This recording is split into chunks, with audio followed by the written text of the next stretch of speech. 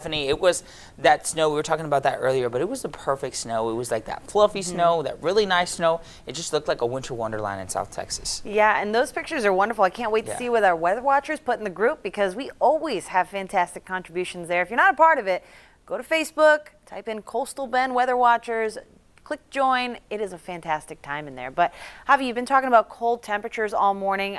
Cordero was over there like, hey, I'm out in the field. I'm cool with the fake summer. We can keep that going. But where is the colder air? Because it's not here. We've got plenty of orange over us here in most of the Lone Star State this morning. But where you see the purples up here, that's that really cold air parked up in Canada. So once we start seeing that make its way down a little more, maybe a low pressure system to drag it on down, that can bring cooler air to us. So far that hasn't happened, because a lot of the weather systems are just charting straight across the U.S. We call that a zonal weather pattern, because it takes systems right from the west coast to the east coast, and oftentimes they miss us. But right now, we put things into perspective, not too bad. We're in the 70s in much of South Texas here, and that's great in comparison to just 1 degree in Bismarck, North Dakota, 2 degrees in International Falls, 10 degrees in Minneapolis, Minnesota. I'll take the 70s, thanks. But as we look at the big weather picture, there's not a lot going on at our level. And as we've been watching these systems skirt across, we feel like we have a little bit of FOMO, fear of missing out on rainfall and maybe even those cooler temperatures. So let's talk about what's going on in the upper levels of the atmosphere.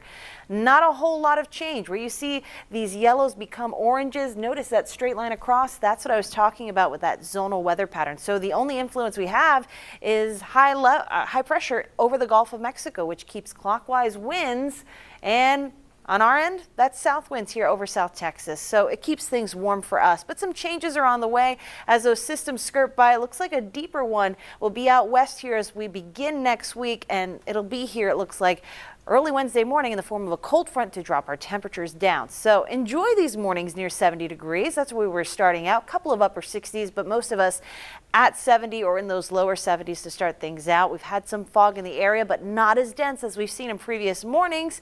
And that south wind still sticking around. In fact, for the past couple of days, at times we get that southeasterly flow that clips the Gulf of Mexico and brings moisture into our forecast. So yes, it's going to feel like summer this afternoon. Dog walk forecast tells the story best. Our stars today, Riley and Murphy. Their walk, I think, is best suited in the middle of the morning if we're going on that longer walk, because it won't be too hot, and those winds will be there to help you out if you break a little bit of a sweat in the walk. But we'll be keeping it in those middle 70s through the middle part of the morning, near 80 by lunchtime. And again, another warm afternoon, not much in the way of rain chances. I think over the next 5 days, just a stray showers, a little better chance on Monday, but not looking like a whole lot of rain. There isn't a whole lot of moisture in the atmosphere aside from just some humidity. So putting it all together in your 7-day forecast, things look good for La Posada's lighted boat parade. Maybe just a stray shower or two as we go on through the weekend, and then maybe, hopefully, a shower as that cold front arrives next Wednesday.